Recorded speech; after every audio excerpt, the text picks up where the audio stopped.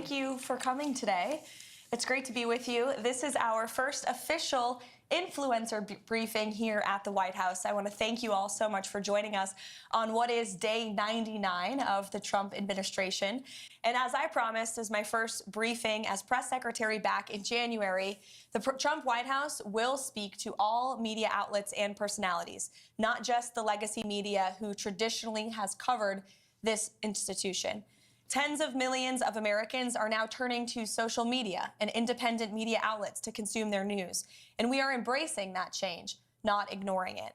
It's well past time that the White House press operation reflected the media habits of the American people in 2025, not 1925.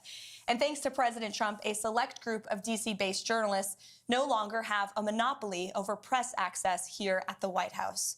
All journalists, outlets, and voices have a seat at the table now, and you being here today for this briefing proves that. Today officially marks the 99th day of promises made and kept by President Trump. Our primary focus today is how President Trump has fulfilled one of his central campaign promises to the American people in record time, ending the massive illegal invasion and securing our nation's southern and northern borders. As we know, Joe Biden allowed millions of criminal illegal aliens to pour into our country over the past 4 years.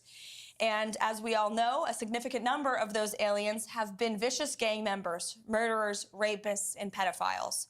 Innocent Americans like Laken Riley, Jocelyn Nungray, Rachel Morin, and many others have been murdered because of Joe Biden's open border. President Trump made a promise to the American people, to all of you, and your audiences, to end the carnage and keep our country safe. And he has overwhelmingly delivered on that promise. He immediately declared a national emergency on the southern border, deployed the U.S. military and Border Patrol to repel the invasion, and ended reckless catch and release policies. And as a result, between the inauguration and April 1st of this month, only 9 illegal aliens were released into the United States of America. This is a staggering 99.99% decrease from more than the 184,000 illegal aliens who were released into the country under Joe Biden during that same period last year. You can't get much better than 99.99% decrease. Total attempted illegal crossings at the southwest border hit a record low in February, only to fall to another record low again last month in March. President Trump signed the Laken Riley Act into law, requiring illegal aliens arrested or charged with theft or violence to be detained. And he reestablished the successful Remain in Mexico policy from his first term. The president has also restarted construction of his signature border wall. More than 85 miles have been built and are in various stages of construction and planning.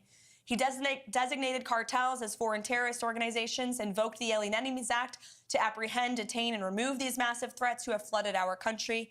And the Trump administration, as you heard from our border czar Tom Homan earlier today, is working literally 24/7 around the clock to successfully arrest and deport illegal criminals and foreign terrorists from our communities, your communities.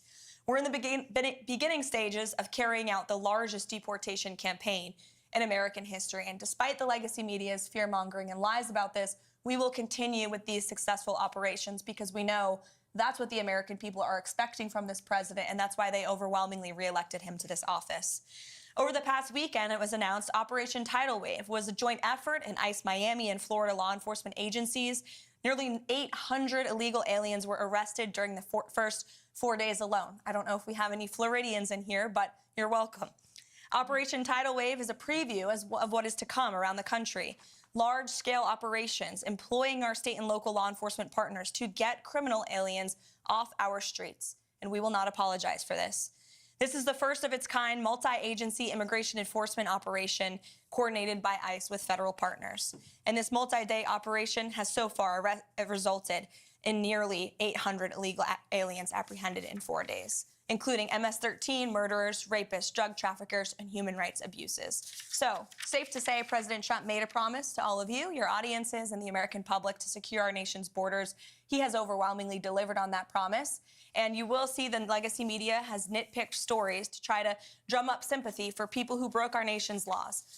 This White House has sympathy for American citizens, for law-abiding families who are doing what's right, who came here the right way. That includes legal immigrants who have come to this country, paid their dues, waited their turn, and are now being cheated and ripped off by, or were being cheated and ripped off by the previous administration. We are putting Americans first every day, and we applaud the ICE agents and Border Patrol agents who are on the ground doing this important work. That's just the border. Of course, the president has been working incredibly hard to unleash the might of our economy here at home. He's in the process of negotiating fair trade deals abroad with many countries around the world who have come to the table because the president is using the leverage of this office of the United States of America to leverage our economic might and to cut good trade deals. You also look at what's happening on the world stage when it comes to foreign policy. The president has put the world on notice. They all understand that we have a commander-in-chief in the Oval Office who is going to put America and our troops first, who's going to do what's right for our country, our nation, our people, even if that means making tough decisions. And we are closer today to a peace deal in Russia and Ukraine, certainly than we were when we took office on January 20th. If you look at the situation in the Middle East, Israel has never had a stronger friend than they do right now in the Oval Office with President Trump. We've had more than 75 hostages who have returned home from around the world, or wrongfully detained individuals. You can only do that if you have a president who's unafraid to use the leverage of the United States. So there are many accomplishments to talk about this week. I haven't even mentioned the restoring common sense effort of this administration to get men out of women's sports, to root out DEI and waste, fraud, and abuse from our federal bureaucracy. The president has done so much in such little time, and we're working very hard here every day. We appreciate all that you do on social media to push what the president is saying, but also sometimes question it. And we relish independent journalism. And I hope you all have seen the president, myself, anybody in this administration. We are unafraid to take questions. This has truly been the most transparent and accessible presidency in American history. So with that, let's kick it off. And I'm happy to take your question first, Erin. So much, Karoline, both for having us and for granting me the first question here. Sure. And I can attest to the deportations in Florida. My Uber drivers finally speak English again, so thank you for that. But my question for you is, what are the administration's plans for those who continue to defy the executive orders? Most notably, on my mind, are the ones related to what some would call trans men. I would call men trans women, which are men masquerading as girls in girls' sports. Mm-hmm. Sure. Obey federal law, or you will be prosecuted. Obey federal law, and you could see your federal funding cut. Whether you are a college or a university, we have seen the president, again, using the leverage of this administration and to negotiate deals with some of the biggest colleges and universities in this country. And if they don't want to come to the negotiating table to apologize for the federal laws they have broken, to apologize for allowing Jewish American students on our nation's campuses to be unlawfully bullied and harassed, then there's going to be consequences for that illegal behavior. Same thing with men in women's sports. The president signed a very strong executive order, making it the policy of the United States federal government that there are only two sexes, male and female, and we are not going to tolerate biological men competing in sports or impeding in private spaces for women like myself or you. And we've seen states defy this federal order. You've seen the state of Maine, unfortunately, because of their liberal governor, who nobody in that state disagrees with, I will add, being from New England, I can attest to that.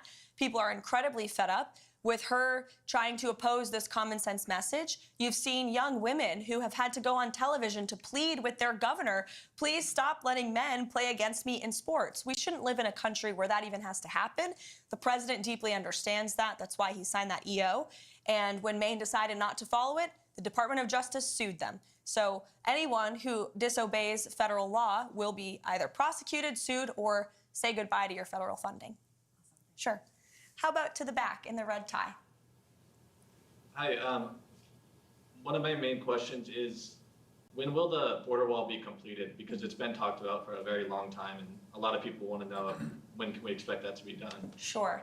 I don't have an official timeline for you, but certainly it's a priority of the administration. The president has talked about this for years, right? It was his signature campaign promise dating back to 2016. People laughed at him when he originally brought this idea up, but now the whole world recognizes a border wall is effective. It's a necessary means to secure your nation's territorial borders. Democrats like to have borders outside of their homes, or walls outside of their homes, for a reason, because they know it repels invaders. And that's why the president wants to do that at the southern border. There has been more than 85 miles built just since January 20th. It's obviously the goal of this administration to build as much border wall as we possibly can.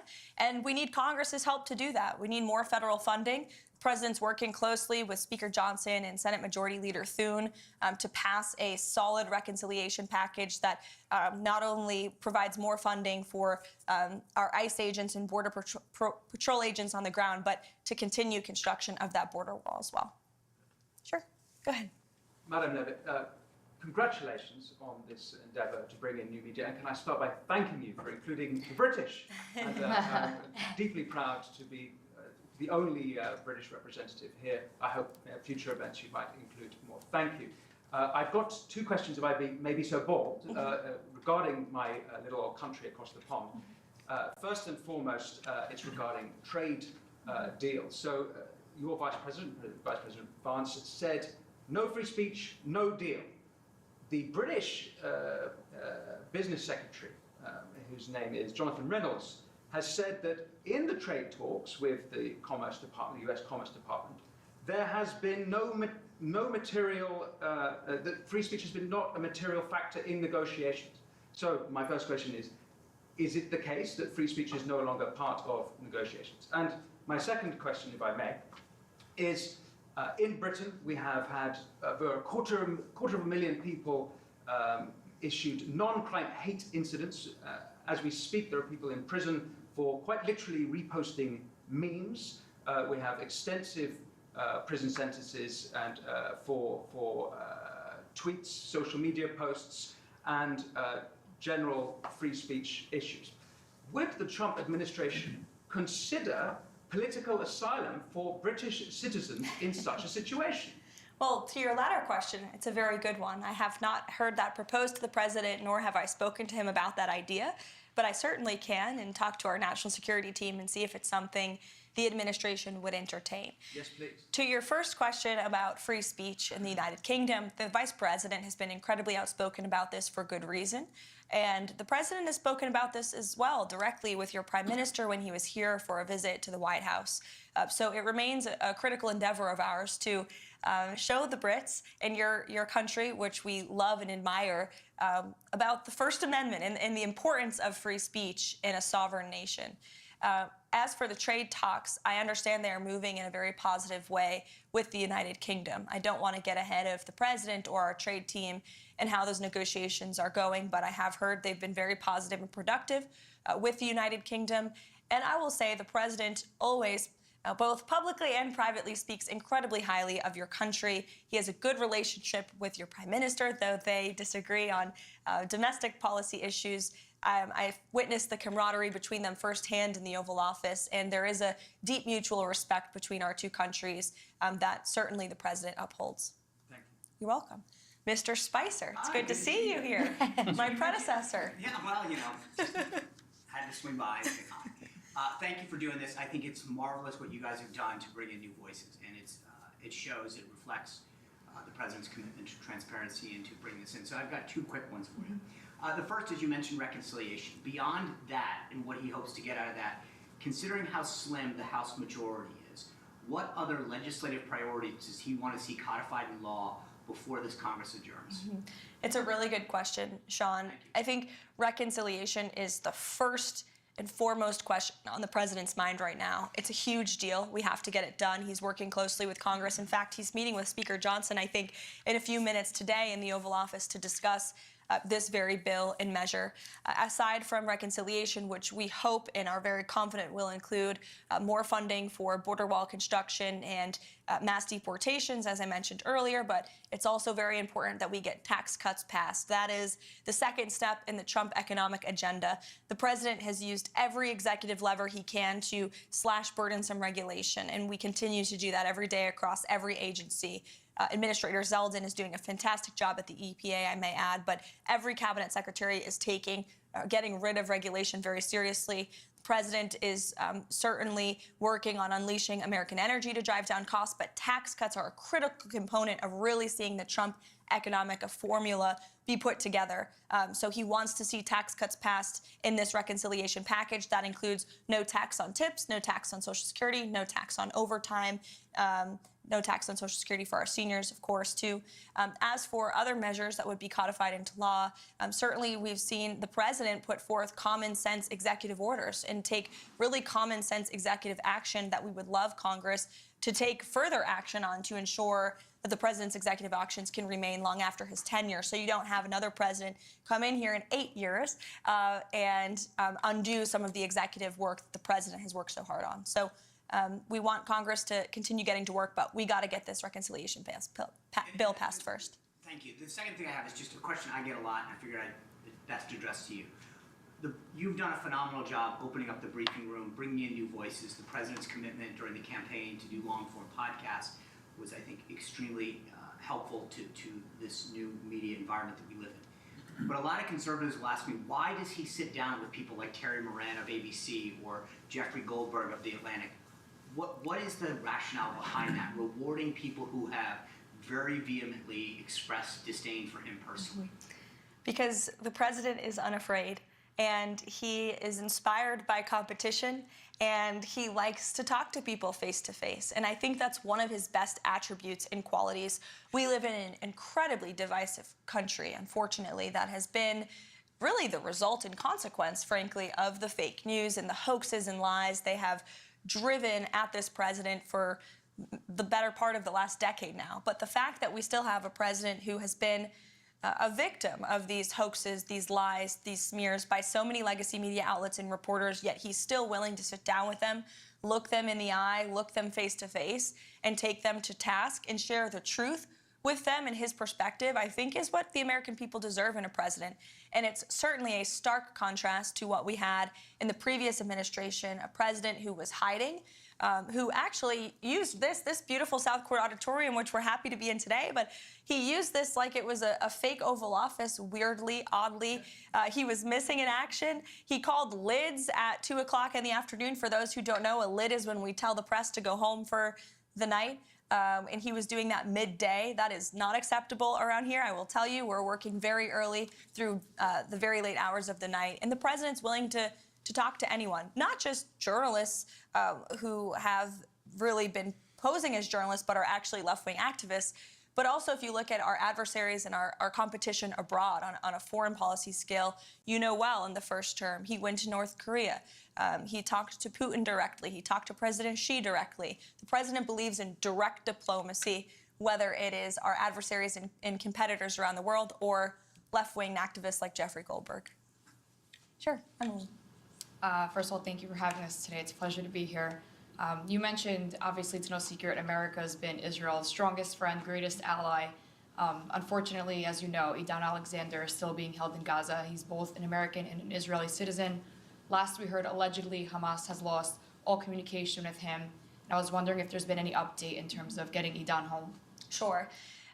First of all, the reports last week were from Hamas media, and so we always take that, of course, with a grain of salt. We do our own verification on those reports. I talked to the National Security Council about Idan Alexander last week, as this is obviously a priority for the administration, and all I can tell you is that I can assure you that the Special Envoy Witkoff, Adam Bowler, who's been leading some of our hostage negotiations, Mike Waltz, the entire national security team, finding him and bringing him home is a priority for this administration, and they continue to work very hard on that every day. Thank you. You're welcome.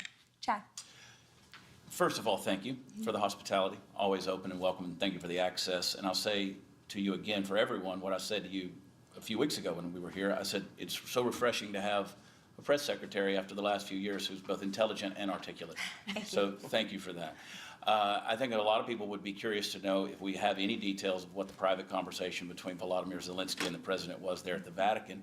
I imagine that we don't know at this stage in the game, but more specifically, back to the border issue, the DOJ stated on Friday that they were floating the idea of potentially subpoenaing journalists to get access to whistleblowers. We know the last administration did not treat whistleblowers very well. There's numerous ones who all those still employed by the FBI or the DHS have not received back pay and haven't truly, they've been employed, but they're not reinstated. So I'm wondering, does this administration have, do they believe that we should reinstate the whistleblower, like Agents Garrett or O'Boyle or Friend or, Stevenson with DHS, who blew the whistle on the child trafficking involving the cartels under Joe Biden? He too is yet to be brought back. Do we have a position on that? Sure. Well, for each individual agency, the secretaries of those agencies obviously have deference over who they hire, who they fire, who they promote. I can tell you certainly the president commends anyone who steps out and speaks the truth, especially against the malpractice that we saw over the last 4 years under the previous administration. I could speak to the two cases at the Treasury Department. The two whistleblowers there who blew the whistle on the Hunter Biden tax fraud case have been promoted by Secretary Bessent. So certainly we commend anyone who has the courage to step up and speak the truth. And as for those who unfortunately try to leak, especially classified information to the legacy media to put our troops in harm's way, our law enforcement officials at harm's way, leaks like that will not be tolerated. But those who are seeking to protect the truth will certainly be commended and applauded for that. Sure. Rogan, go ahead. Hi, Karoline. Good to see you again. Great to see you as well. Great job this morning, and as always, you're really crushing it. My question is about the Epstein Files. And a couple months ago, the DOJ released what they called Phase 1 of the Epstein Files, and they announced that a lot of those files, the remaining files, probably the bulk of the files, are actually in the New York field office. They requested that they be returned the day after, and some legacy media reports show that not only were those files returned to the DOJ, but that hundreds of FBI agents are going through them day after day and getting them ready for public release. Do you have any updates from the DOJ or the FBI on when those files are expected to be released, and also when we might start seeing some arrests of the client list? Sure. I can assure you that the Attorney General and her team at the Department of Justice are working on this diligently. For a specific timeline, I'd have to check in with them, and we can certainly do that for you, Rogan, in the effort of transparency. But I will tell you, the Attorney General is a bulldog. She is someone you want on your team, and when she wants to get something done, she gets it done. I've seen her do it in various instances already in her time as Attorney General, and when she makes a promise, she keeps it. So I think I don't have a specific timeline on you for that, but I do know that they're working on it over there. Thank you. Sure. Go ahead. Thank you for having us here. I've noticed, this is kind of like a repeat of 2016, the legacy media has gone back to not reporting anything on President Trump. In the beginning, we had them reporting everything that he was doing. Now they're kind of going back again to not reporting everything that he is actually doing. I'm kind of the nerd when it comes to reporting. I'm not the headline news girl. I'm the nuts and bolts. I'm the policy type nerd. So what direction do you advise kind of me to go into, like the White House files that y'all send out every single day? Yeah. Because that's what people are used to when they want to ask me questions. They want to know kind of like the nuts and bolts of everything. Secondly, I know going into the first 100 days, Johnson's meeting with President Trump today. President Trump has issued a lot of executive orders. What about codifying? Is that going to be a conversation President Trump is going to have with him about possibly a timeline of just taking them from EOs into codifying them, into making them permanent, so we don't have another president that comes in, possibly a Democrat, that completely overturns everything that President Trump has done? Yes, as I spoke to Sean's question earlier, absolutely. We want Congress to get to work. First thing is the reconciliation package, like I said, border and tax cuts. That's on the president's mind. But of course, he wants to see Congress move to codify all of the incredible things and work that he's done via executive order. To your first question about the nuts and bolts, I wish more people in the legacy media were like you and didn't focus on the sensationalist headlines, but actually cared about the facts. The president is doing so many phenomenal things every day that will never be mentioned on cable news at night. Signing executive orders. We do our absolute best to message that which is, again, why we're welcoming independent voices like yours with following on social media, because that's the best way to get those truths and those facts out there. We put out fact sheets on the daily about what the president is signing, and they do get into the nuts and bolts of each and every policy and each and every executive action that he's taking. He's signing 3 phenomenal executive orders today. I will share a preview with those with you on those. One of them is an executive order focused on sanctuary cities. It will direct the Attorney General, Pam Bondi, to provide a list of sanctuary cities back to the administration. We will review those. If those sanctuary cities are breaking federal law, well, then the Office of Management and Budget is going to look at their federal spending. Again, if you're defying federal law, you are threatening your own federal spending by doing that. There is another executive order the president will sign tonight. We can provide the fact sheet for you on ensuring law and order and ensuring that federal law enforcement and local law enforcement can work together and communicate more easily. And then the third executive order, which actually speaks to the heart of your question earlier about the Uber drivers, will be a order directing the Department of Transportation to include English literacy tests for our truckers. This is a big problem in the trucking community that, unless you're in that community, you might not know. But there's a lot of communication problems between truckers on the road with federal officials and local officials as well, which obviously is a public safety risk. So we're going to ensure that our truckers, who are the backbone of our economy, are all able to speak English. That's a very common sense policy in the United States of America. So the president will be signing that later this afternoon. Yeah, you're welcome. To the back in the yellow tie. Thank you, Karoline.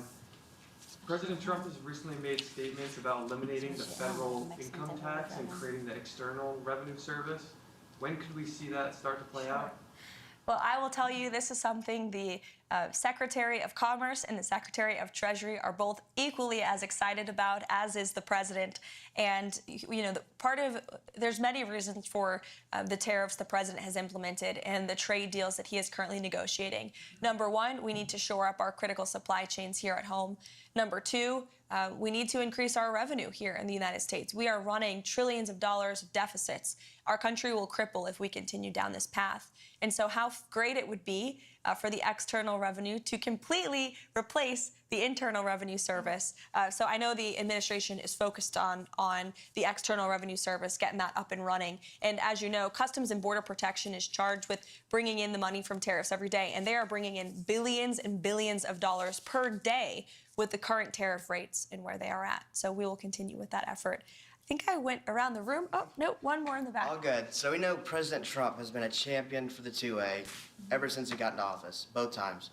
My question is, do we see anything, is there any ongoing efforts for national reciprocity so we can carry in all 50 beautiful states? This is something the president talked about on the campaign trail for sure. We need Congress to do it. But the president will always support our law-abiding gun owners, and as you mentioned, is a ardent supporter of the Second Amendment. It's more important now than ever as we see violent crime rates in our inner cities. I've said this repeatedly over the past 4 years. The Second Amendment was never more important than when we had an illegal immigrant crime epidemic spiking in this country. Law-abiding Americans have a constitutional right to defend themselves, and the president absolutely supports that. But to national reciprocity, we do need Congress's help on that one. So thank you, guys. It's so good to see you. I could go around the room all day, but unfortunately, there's work to be done. Thank you for coming to our very first influencer briefing to kick off the first 100 days of the Trump White House. It's great to see you all here, and thanks for what you do. Thank you. Thank you.